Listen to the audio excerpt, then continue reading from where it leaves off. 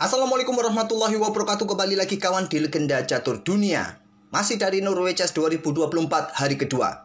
Sama seperti hari pertama kawan, untuk kelas open, semua partai di permainan klasikal berakhir miss kawan. Dan para pemain melanjutkan ke permainan Armageddon. Di hari kedua, Magnus Carlsen berjumpa dengan Hikaru Nakamura. Setelah bermain remis dalam permainan klasikal dalam permainan Ruy Lopez, Magnus akhirnya mengalahkan Hikaru Nakamura dalam permainan Armageddon saat pegang putih kawan, dengan permainan Ruy Lopez yang sama. Alireza mengalahkan Fabiano Caruana di Armageddon juga kawan. Sebetulnya Caruana sampai middle game dalam posisi yang sangat bagus kawan, tapi sedikit demi sedikit tidak menemukan langkah-langkah akurat yang tajam kawan. Kemudian Alireza sedikit demi sedikit juga memperbaiki posisinya dan memanfaatkan kesalahan yang dilakukan oleh Fabiano Caruana. Fabiano Caruana kalah 1 perwira kawan dalam permainan Armageddon ini. Nah, Ding Liren menang atas Pragnananda. Game ini juga bagus kawan, ide-ide dari permainan Ding Liren. Tapi sementara kita akan dahulukan permainan Magnus Carlsen versus Hikaru Nakamura. Tidak seperti kategori open kawan, untuk kelas woman-nya ada satu partai yang berakhir menang kalah dalam permainan klasikal di hari kedua, yaitu permainan Faisali Ramesbabu kawan mengalahkan seniornya Hampi Koneru. Dua partai lainnya berakhir miss dan melanjutkan ke permainan Armageddon. Juan menang saat pegang putih mengalahkan Anna Musyuk. Dan Li Tingji kawan, sesama pemain Cina juga kawan, mengalahkan Pia Kramling saat pegang putih. Oke, langsung saja ke papan permainannya Magnus Carlsen versus Hikaru Nakamura. Terlebih dahulu kita lihat permainan klasikalnya kawan, dengan tema permainan Ruy Lopez oleh Magnus Carlsen gajah B5. Dan yang menarik di sini kawan, Hikaru Nakamura sepertinya ingin melawan Magnus Carlsen di game klasikal ini. Dia tidak memilih pertahanan yang aman kawan untuk menghadapi Ruy Lopez dengan Berlin defense. Dia mencoba untuk keluar menyerang, tapi terlebih dahulu dengan pion A6 Morphy defense. Setelah gajah mundur, tidak melanjutkan dengan kuda F6-nya kawan, diikuti gajah E7 atau pion B5, jalur utama permainan Morphy defense, tapi memilih mencoba berkreasi melakukan counter attack. Pilihan kelima kawan di posisi ini dengan gajah C5 classical defense yang tertunda. Yang biasanya classical defense tidak didahului dengan langkah pion A6, langsung saja kawan keluar. Tapi pion A6 terlebih dahulu, baru gajah C5 dari Hikaru Nakamura. Rokade kawan. Pion C3 untuk dukungan pion pusat juga merupakan pilihan utama, atau langsung kuda C3. Magnus memilih dengan pion C3. Nah, gajah langsung ditarik mundur ke peta A7, kesukaan engine kawan, atau tetap kuda ke peta F6. Hikaru Nakamura memilih dengan kuda G ke E7.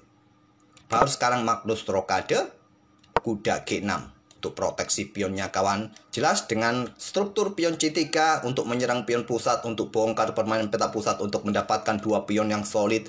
Ide dari Hikaru Nakamura untuk mempertahankan pionnya ini dengan dua kuda. Baru sekarang pion D4, gajah mundur ke A7. Kalau kalian terima langsung kawan, masalahnya di sini.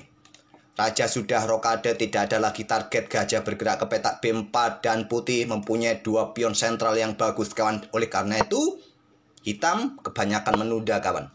Biarkan saja putih yang mendahului, dan putih tidak akan mempunyai dua pion yang kuat di center. Setelah benteng E1 ada rokade dari Nakamura, gajah E3, kemudian menteri ke peta F6. Cukup menarik kawan. Jarang sekali kita melihat permainan era modern menteri ini keluar ke peta F6 yang biasanya diduduki oleh kuda. Seperti yang saya sebut di awal kawan, Hikaru Nakamura mencoba sedini mungkin memberikan pressure bagi Magnus Carlsen. Dengan gajah tadi kawan di diagonal ini, sekarang menteri, pion D6, gajah juga siap memberikan tekanan nanti di peta G4. Kita lanjut, langsung tangkap Magnus Carlsen kuda yang ada di peta C6.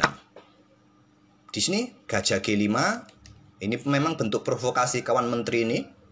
Untuk memprovokasi gajah keluar ke peta G5, menteri bergeser ke peta D6 agar pion ini tidak bisa dimainkan oleh hitam.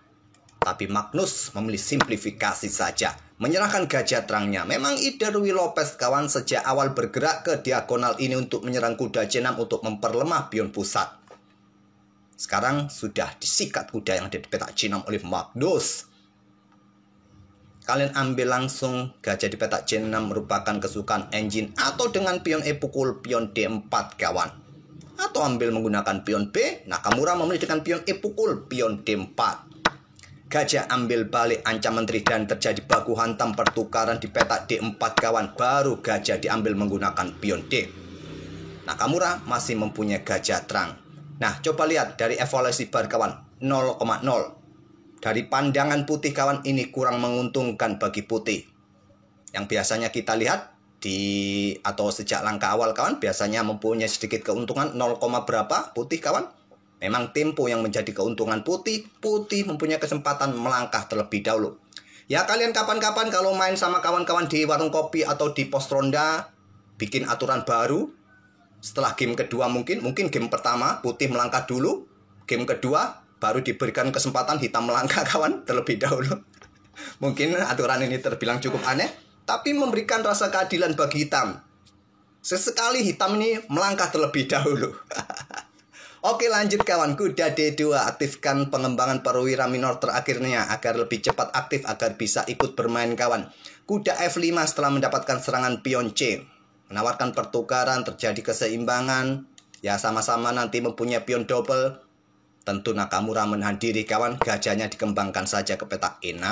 Setelah kuda F3, lagi-lagi langkah Magnus Carlsen ini kawan semakin memperburuk situasinya. Di sini Stockfish lebih menyukai keluarkan benteng E ini ke petak D1 atau kuda ke petak E3. Sama kawan, yang terkuat ini menurut engine benteng langsung kuasai lajur pusat kawan. Memang posisi gajah ini cukup merepotkan bagi pion A. Magnus memilih dengan langkah kudanya ke petak F3. Nah, Nakamura kuasai lajur D, benteng A D8. Pion G3. Ada benteng FE8, kemudian raja naik kawan. Sekarang di langkah ke-18 kita lihat hitam mempunyai keunggulan 0,74 poin.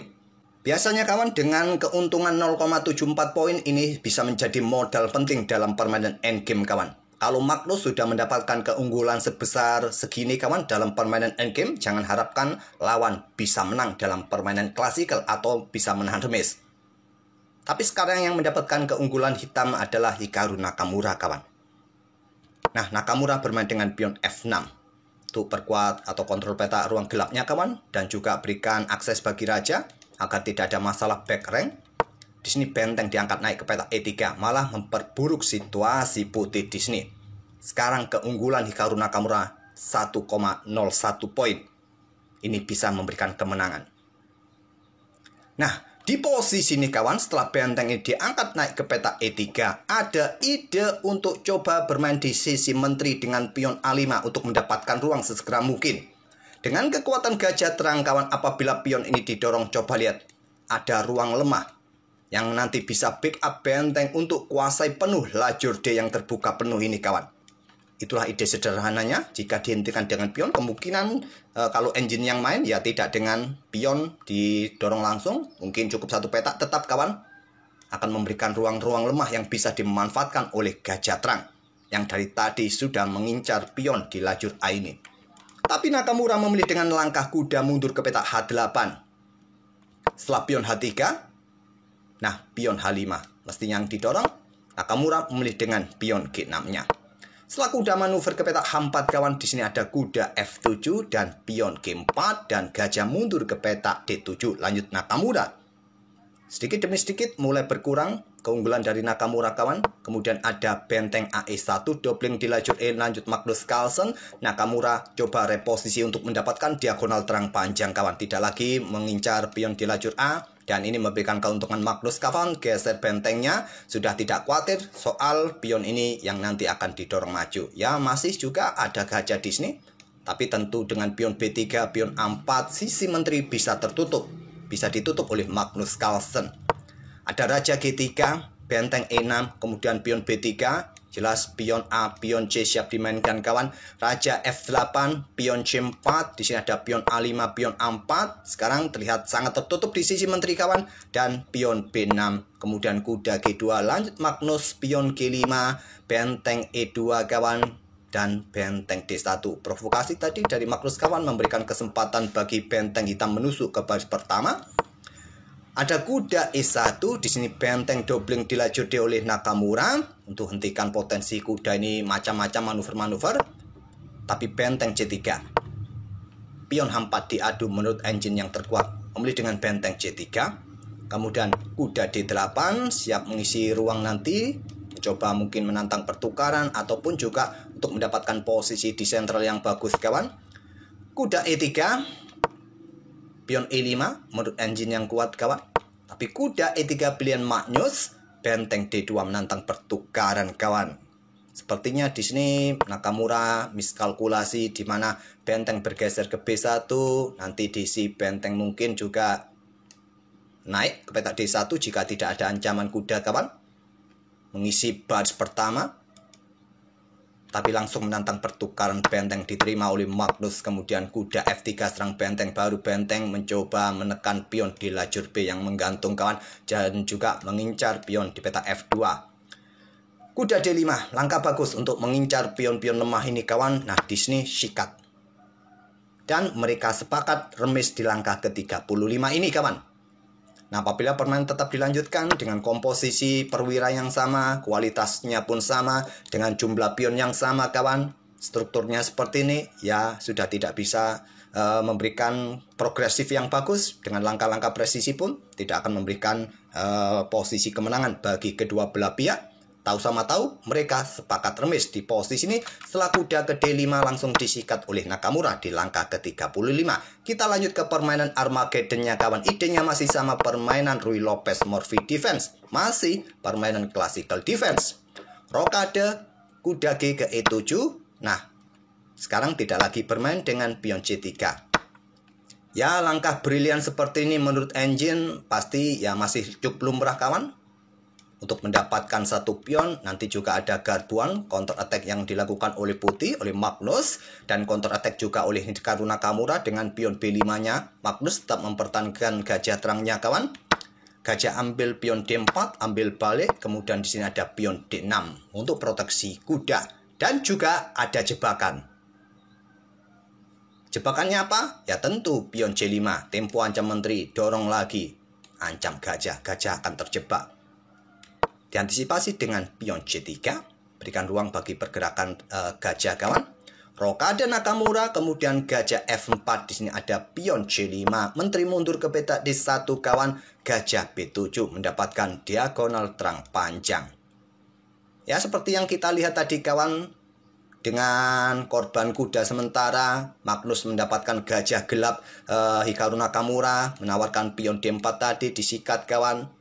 Magnus masih bermain dengan sepasang gajahnya, Nakamura dengan sepasang kuda. Masalahnya di sini kawan, masalahnya ada pion D. Pion D ini termasuk pion lemah, menggantung kawan.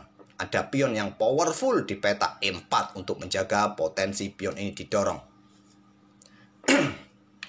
Lanjut dengan benteng E1, lanjut Magnus. Kalau Stockfish lebih menyukai gajah langsung direposisi kawan untuk perkuat posisi pion atau diagonal B1 H7 nanti langsung memberikan serangan. Tapi memang konsen Magnus ini menjaga petak D5 dari potensi pion hitam yang akan diadu. Benteng E1. Kemudian di sini ada menteri C7 kawan. Kemudian baru gajah C2. Benteng A D8. Kuda D2, menteri C8. Apa konsennya menteri mundur kawan? Ya mungkin nanti kalau ada kesempatan reposisi menantang pertukaran menteri mungkin, atau nanti bersama gajah satu diagonal panjang kawan. Di sini menteri H5. Tidak seperti tadi pada game klasikalnya, sekarang inisiatif yang ditunjukkan oleh Magnus kawan, ingin keluar menyerang. Kalau dalam permainan klasikalnya tadi Hikaru Nakamura yang langsung menekan keluar, menterinya cepat keluar. Sekarang gantian Magnus yang langsung keluar menyerang. Di langkah ke-16 ini kawan, kontrol waktu masih cukup standar dalam permainan Armageddon. Ya selisihnya sama seperti tadi, sekitar 2 menitan kawan. Kemudian ada benteng FE8, benteng AD1, di sini kuda G6 kawan. Tadi Magnus keluarkan menteri, jelas menekan kuda yang dari petak E5, dan juga ada potensi skakmat kalau tidak hati-hati menteri bersama gajah di diagonal terang, gajah di ruang gelap kawan. Nah, gajah tarik mundur ke petak G3 menghindari ancaman kuda. Sekarang pion C4. Untuk dukungan bagi kuda nongkrong di petak D3 atau mungkin bagi menteri kawan kalau ingin mencapai petak C5. Nah, di sini kuda F1 lanjut Magnus. Nakamura tetap melangkah kudanya ke petak D3, menyerahkan satu pion untuk mendapatkan gajah putih. Dan dengan harapan gajah gelap versus gajah terang, kawan, Nakamura ingin mengakhiri permainan Armageddon ini dengan remis. Cukup dengan remis bisa memenangkan game Armageddon ini. Seperti yang kalian tahu, kawan, dalam permainan gajah gelap versus gajah terang, kebanyakan bisa berakhir remis jika tidak dibantu oleh perwira lainnya. Nanti tergantung Magnus Carlsen apakah nanti akan mempertahankan sepasang bentengnya menteri ataupun kuda, kawan, untuk menjaga potensi bisa mengalahkan hitam saat ada permainan gajah gelap versus gajah terang. Lanjut, kawan, di sini benteng caplok pion E4, baku hantam terjadi, ambil balik, dan Magnus Carlsen tidak memutuskan ambil pion ini, kawan. Memang untung satu pion, tapi lagi-lagi, kawan, di atas papan, gajah gelap versus gajah terang. Ini dihindari Magnus Carlsen dengan langkah benteng D4. Menyerang gajah jelas, kawan. Gajah tarik mundur oleh Nakamura ke petak B7. Dan Magnus mengincar pion di lajur D, menteri D1. Memang dari tadi Nakamura mengorbankan pion, kawan, di petak D3. Memang terlihat Nakamura bisa mengembalikan jumlah pion. Tapi seperti yang sejak awal saya sebut, kawan, pion di lajur D ini sangat lemah. Mudah untuk direbut Magnus Carlsen. Dan Nakamura menyerahkan begitu saja, kawan. Dia bermain dengan pion H6. Berikan ruang bagi raja, kawan, dalam permainan endgame agar tidak ada masalah di back rank. Tapi langkah pion H6 ini merupakan langkah yang ya terbilang buang-buang tempo, kawan. Di sini ada kesempatan untuk mempertahankan sementara waktu pion lemah ini, kawan. Maju saja ke petak D5. Mungkin direspon oleh putih dengan langkah kuda ini membantu menyerang kembali pion pusat. Kalian bisa mempertahankan dengan menteri ke petak D7 mungkin, atau dengan kuda ke E7 mungkin. Nakamura memilih dengan pion H6. Magnus tetap mendapatkan pion pusat, terjadi pertukaran benteng. Dan kita dapati masih ada gajah gelap dan gajah terang. Tapi bedanya masih ada perwira mayor menteri dengan dukungan kuda. Ini yang bisa menjadi pembeda, kawan. Kalau hanya tersisa gajah saja, ya alamat. Walaupun unggul satu pion, bisa berakhir remis. Nakamura, raja ke H7. Magnus aktifkan kuda, kawan. Walaupun terlihat kurang kuat menurut engine, pion F3. Untuk hentikan potensi serangan di diagonal terang panjang. Buka akses bagi gajah kalau ingin reposisi, kawan, ke diagonal-diagonal gelap. Sangat prinsipal untuk membuka diagonal-diagonal bagi pergerakan gajah sekaligus untuk bertahan sementara waktu.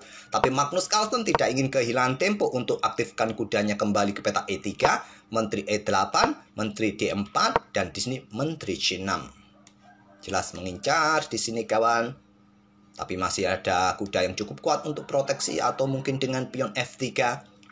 Pion F3 dimainkan oleh Magnus, menteri E6, kemudian ada pion B3 untuk ya blokade ancaman, kawan, jelas, dan kuda mundur ke E7.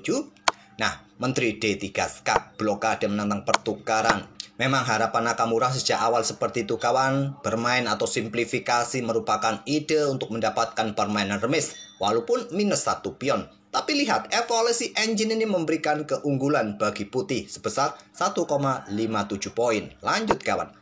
Raja F2, kuda D5 menantang pertukaran. Harapannya jika diterima, ya kalian tahu nanti hasilnya gajah gelap versus gajah terang bisa berakhir remis. Tapi engine masih menilai putih mempunyai keunggulan, kawan, sedikit keunggulan saja.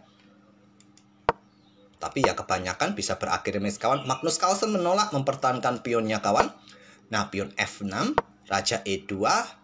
Di sini terlihat pion ini juga terlihat cukup rentan, kawan, mendapatkan serangan. Bagaimana Magnus Carlsen nanti ingin membawa rajanya untuk merebut dua pion ke sisi menteri ini. Raja F7 yang terkuat pion F5, kawan, tapi memilih raja mundur. Raja Magnus Carlsen maju. Raja hitam juga mulai ke sentral. Magnus juga menghadang pergerakannya di sentral juga, kawan. Kuda E7. Kuda ke B6 yang terkuat. Kuda ke E7, kawan, dan raja bergerak ke petak C5. Hentikan laju raja ini, kawan. Atau seperti yang saya sebut tadi, ya ingin mengejar dua pion yang terlihat cukup lemah ini. Tentu dengan dukungan kuda nanti, kawan. Ingin mendapatkan satu pion yang bisa lolos nanti di sisi menteri. Atau mungkin bisa dua, kita lihat saja. Raja D7, kawan. Di sini kuda diaktifkan kembali. Kuda bergerak ke E3, awasi ruang terang D5 ini, dan pion H5. Menghentikan potensi manuver-manuver kuda. Sekarang Magnus Carlsen ingin adu pion kawan dan diterima, ambil balik. Nah, di sini pion G5. Dan Magnus mengejar gajah. Gajah bergerak ke C6. Kenapa tidak pertahankan pion? Mungkin salah satu opsi juga kawan. Tapi Nakamura ingin gajahnya tetap berada di diagonal yang lebih efektif kawan. Kalau di sini tadi kan cuma mengawasi 3 petak saja, kurang bagus. Korbankan 1 pion jika ada kesempatan mendapatkan pion-pion yang di sini mungkin. Nah, tidak terburu-buru caplok pion ini kawan. Memilih aktifkan gajah ke diagonal serang, mungkin untuk mendapatkan kuda. Harapannya nanti tersisa kuda versus gajah terang. Itulah kuncinya kawan. Dan kalau tersisa seperti itu, Magnus dapat dipastikan menang. Masih dalam posisi kemenangan putih. Pion H4, pion H3, kuda G6. Di sini ada gajah mengincar pion kawan, gajah C3, pion dorong maju, caplok, kuda bergerak, ancam pion di sini, ancam pion di sini. Pertahankan oleh Magnus, gajah A4, gajah F6, pion siap diprotoli. Dan setelah beberapa langkah ini kawan, Nakamura akhirnya menyerah. Kalah posisi, kalah materi, dan kalah waktu juga. Itulah kawan game antara Magnus Carlsen versus Hikaru Nakamura pada hari kedua Norway Chess 2024. Remis di game pertama dalam permainan klasikal, Nakamura tidak bisa mengimbangi permainan Magnus Carlsen dalam permainan Armageddon. Ya, sejak awal targetnya bisa menahan remis, tapi sayangnya tidak bisa menahan Magnus. Semoga permainan dari Magnus Carlsen tadi bisa menghibur kalian kawan, dan kita akan bertemu di video-video selanjutnya. Terima kasih. Wassalamualaikum warahmatullahi wabarakatuh.